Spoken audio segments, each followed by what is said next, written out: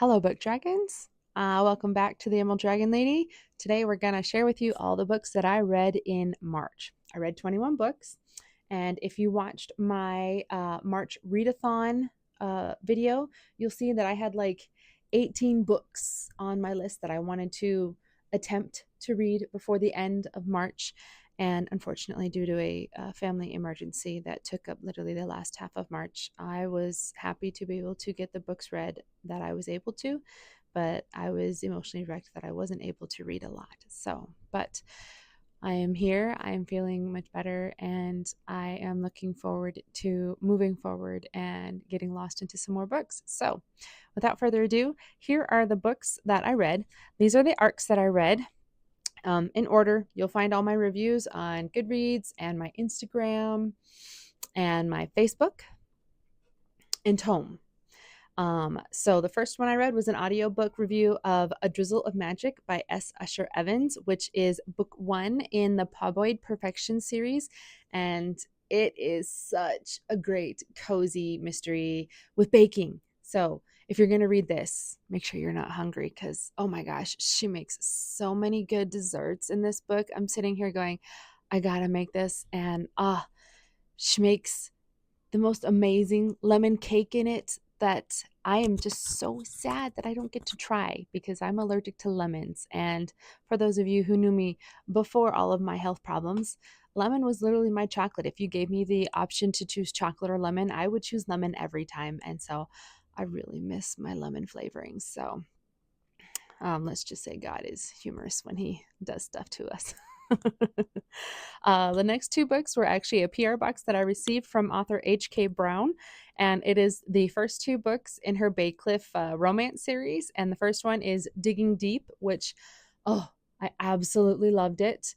It was a great romance, and it talks about the main character who has PTSD from a previous relationship, and she is finding a way to heal and finding a way to be able to move forward. And of course, lo and behold, Handsome comes along and is able to help her along this healing journey and help her feel safe because this ex doesn't seem to know when to stop because he is one of those stalker, clingy exes sort of people. And it's crazy what he does. And, it I have been in some situations, but thankfully not this scary. But it was crazy to see the length that people do go through for this. But 5 stars, absolutely loved Digging Deep. It was excellent book. I binge read it in 6 hours. That's how good it was. The next book, which is Coming Home, I rated 4 stars. It was just a little bit tougher for me to get through, but that's because it was slightly hitting closer to home. But it was also tough to see her go through some of the trauma that is in relationships, which does happen, and it's sad when it happens. But I did enjoy the book. It is a great second chance romance book, and I think it is worth it. And it's got great representation for PTSD and trauma and stuff. So it doesn't go into like too deep. Some of it is like just a miscommunication error, and honestly, that's like the one trope that like digs under my skin because I'm like, really, if you just talk, things would be so much better. Next book was by Jessica Spruill, and it is called Bound by Wishes. And this is an Aladdin meets the Mummy mashup. And it's got all the vibes. It's got all the feels. It's so good. It's basically what if the genie got the girl sort of thing. And I have a whole reel that I had fun making for it to promote this book. And it's basically what if you found the lamp in a cave, and what if the jinn that came out of the lamp convinced you to help save his kingdom before using your 3 wishes? And it's got a touch her and you'll die trope in it. And I loved it. It's so great. It does have trigger warnings. It does represent it has some representation for a sexual assault that is not on the page in detail, but it does allude to it, and it does come back to it. It's got great PTSD representation and severe anxiety representation from that trauma, which I was worried reading it, knowing the triggers because I have PTSD myself. And I was happy to be able to read it and not get my PTSD triggered. It was great representation. I don't know if I'll read the book again because I don't want to risk triggering it, but I will highly recommend it to anybody who likes those type of books. It's basically a dark closed door romance, Aladdin and the Mummy mashup. I love it. It was really good. I would highly recommend that one. So next arc is Ella and the Seven Dwarfs, which is by Sarah Farnsworth. Sorry if I get that wrong. I believe it's by Sarah Farnsworth. And it's not the first book in this series. There's a couple others before it that I want to read because this one was that good. It's a Cinderella and Snow White mashup. And I was sitting here going, how on earth do you mash up Cinderella and Snow White? But she does it excellently well. And then when you think about it, both Cinderella and Snow White are the princess paupers kind of thing. They both have an evil stepmom, and it's crazy some of the similarities when you think about it in basics instead of just by storyline. So, but it was really good. I gave that one 5 stars. Excellent book. I look forward to reading the books previous to it because it's got some little Easter eggs dropping through the book. And I was like, what is that referring to? What? Crazy. So it was good. I enjoyed it. Next one is by Abby Grayson. I love her books. If I had time, I would have already read all of her books by now, and I'm so glad to be on her ARC team. It's called Accidentally Checked by My Best Friends, by my brother's best friend. Accidentally Checked by My Brother's Best Friend. Ugh, the titles are always tongue twisters. And I also am not a huge romantic sport themed reader, which is interesting because I did sports all growing up. I was very athletic, and it's just funny that I really don't like to read athletically themed books. But Abby Grayson is slowly turning me. So, but Accidentally Checked by My Brother's Best Friend is a closed door romance where a celebrity, the female main character, is coming home from a rough breakup, I believe, with her fiance, and the in her hometown is her crush of hers, like he crushed on her sort of thing when they were little, and he's a professional hockey player now, and he got traded back to his hometown team, evidently perfect timing in time for her to come home from this massive breakup. And it's just interesting to see the little intricacies, and there's a fake dating trope in there, and I love the niece Scarlet, who he calls Red, and her nickname for him, Uncle Donkey. And she's the only one allowed to call him that.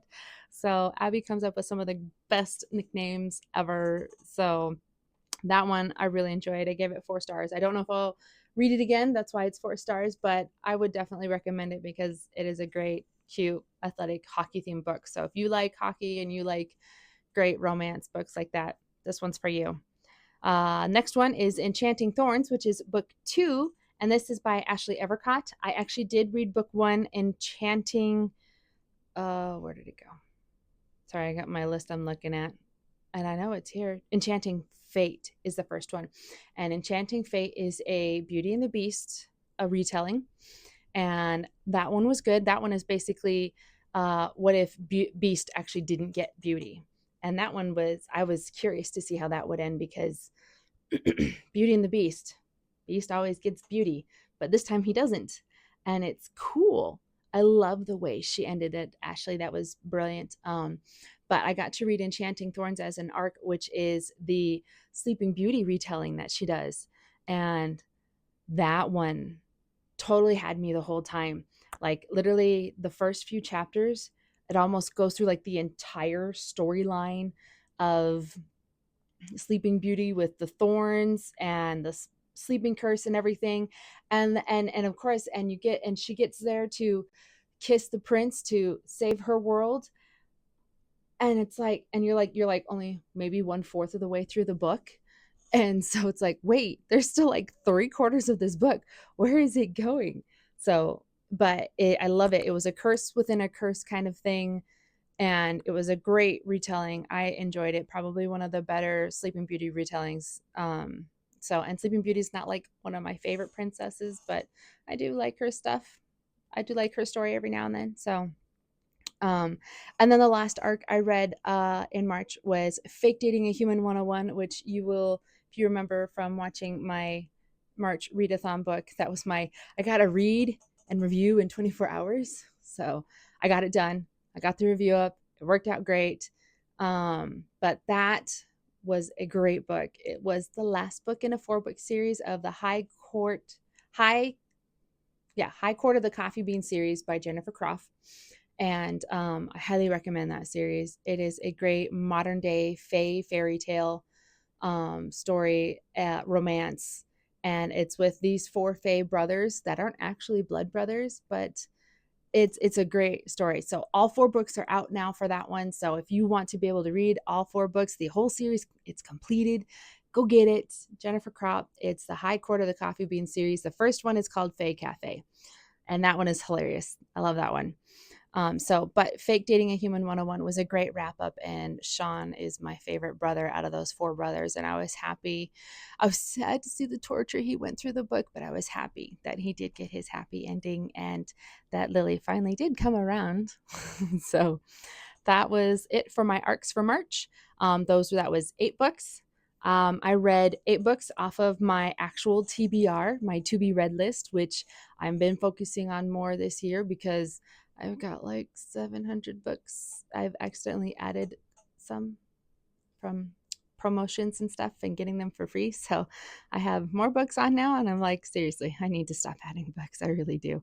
So I'm trying really hard to read more books from my TBR list as well.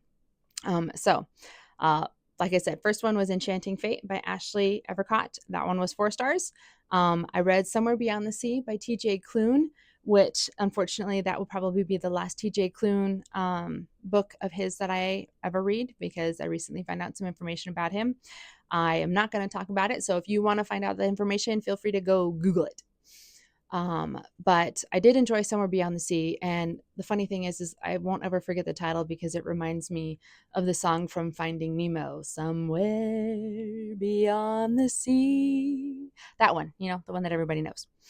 The next TBR book I read was Harry Potter and the Cursed Child, which I actually did and didn't enjoy. I gave it 3.5 stars because it wasn't bad, but I definitely won't read it again.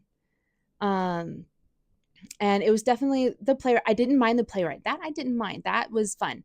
But I did get annoyed at how much I had to skip through on some of the scenes because it was literally the same scene over and over again because they're jumping back and forth in time, which I mean totally makes sense, but I'm like, oh, this feels like such a waste of time to have to read all the same words over again just for one small detail to be changed. So something probably could have been fixed with that. That was my biggest pet peeve for dropping the rating. Was it felt like a waste of time having to skip through to find my spot to be able to pick up on all the differences. But I don't know, maybe that's just how my brain works. Is that how your brain works?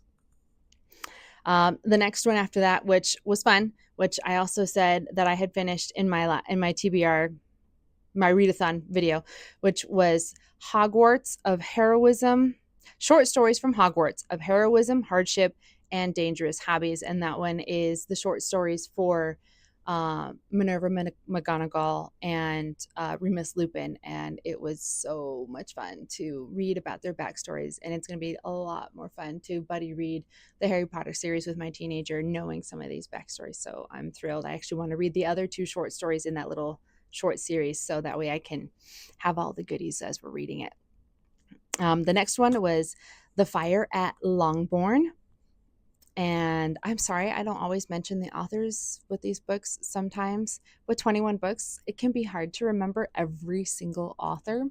But don't worry, I will make sure that when I show the picture and everything, you'll see the author's name, all that jazz. So I will make sure credit is given where credit is due. But The Fire at Longbourn is basically a Pride and Prejudice retelling, which I actually did enjoy this one. I rated it 4 stars. It's what if fire happened at Longbourn that took out like a good 1/3 or almost half the house. And it happens fairly in the beginning of the Pride and Prejudice storyline.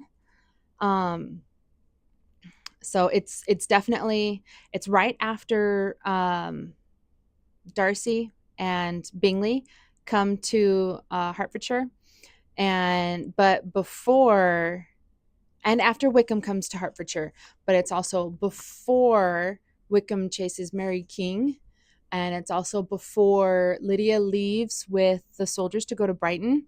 And I think the one thing I want to highlight with this book is that it's definitely a character growth arc of redemption for Lydia Bennet. She definitely in the beginning of the book definitely is her true Lydia self, bratty, spoiled, got to have everything my way, and comes to some, unfortunately, sometimes when we come smack face into reality, it can be really hard to bear that and grip with that and try to deal and cope with that. And so I think the redemption arc for Lydia Bennet did kind of work for this. It did feel just a smidge rushed in a way that I'm not sure it was. I don't know if that complete transformation could have happened in such a short time period, but it didn't detract from it. It was, I liked it. So it was a good one. So if you like a good Pride and Prejudice retelling, I would definitely check out The Fire at Longbourn.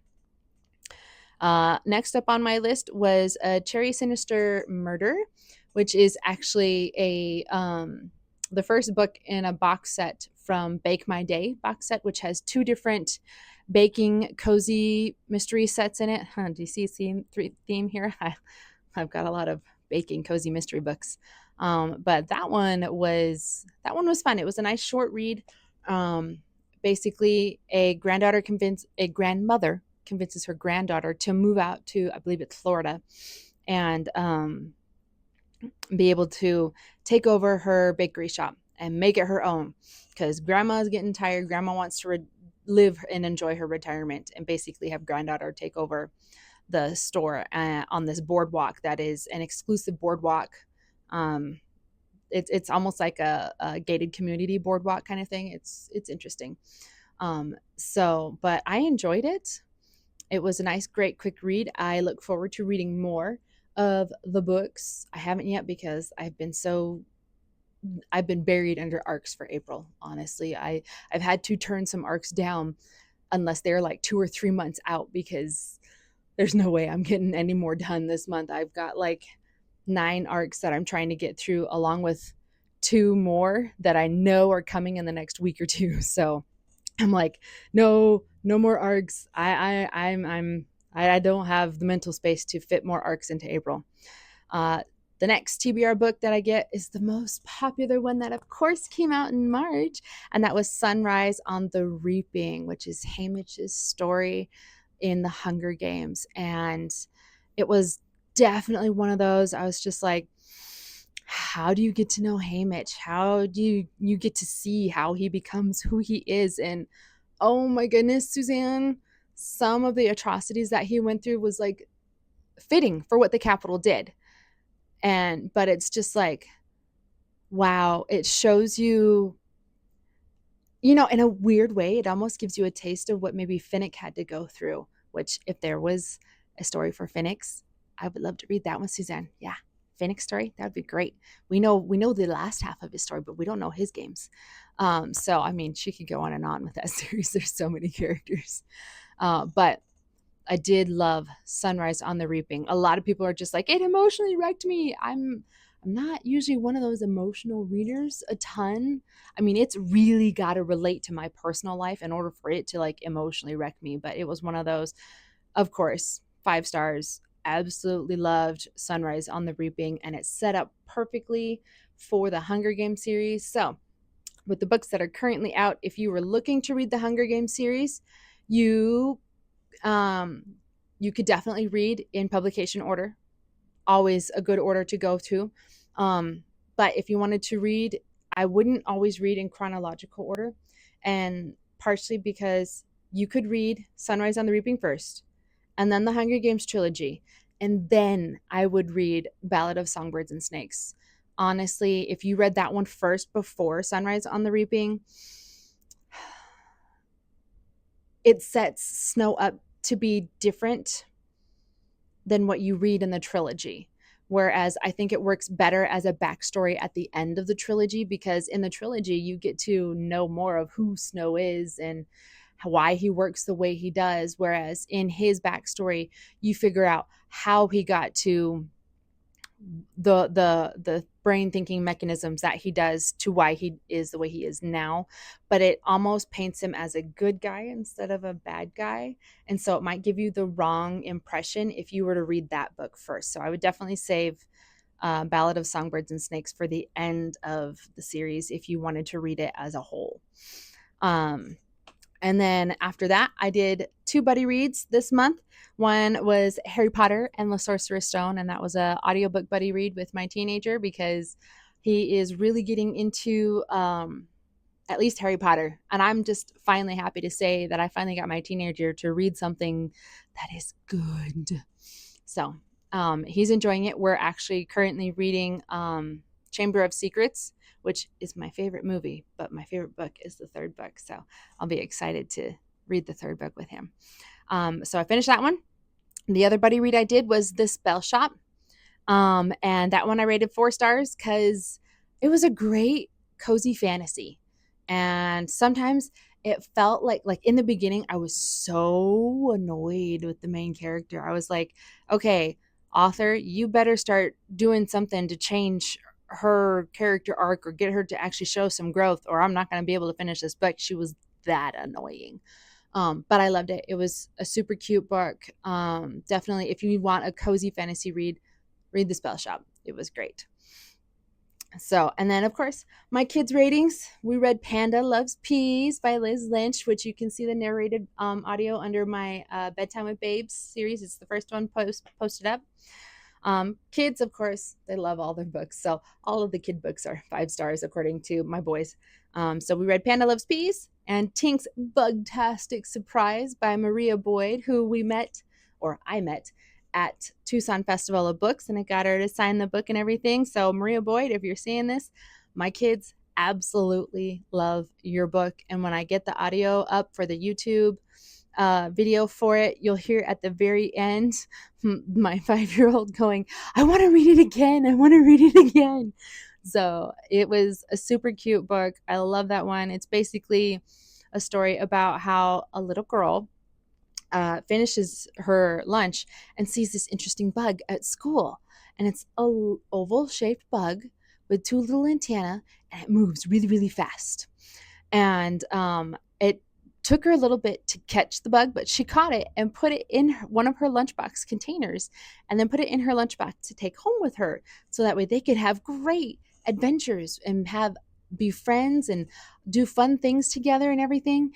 And mom's surprise when she finds out what kind of bug this is kind of a shocker, and it's it's a good book. So if your kids like fun bug stories, and parents aren't going to be too weirded out, I would definitely check out Tink's BUGtastic Surprise by Maria Boyd. And then the last kids book that we rated for March was Miles the Mighty Brothersaurus, which part of the reason why I got that one from Tucson Festival of Books was because it was a dinosaur book, because my kids love dinosaurs. And I mean, who doesn't love a Brothersaurus? And then as you read the book, actually, I found out that there's 3 boys in the book. And currently the 3 kids at home out of my 6 are the 3 youngest, which are all 3 boys.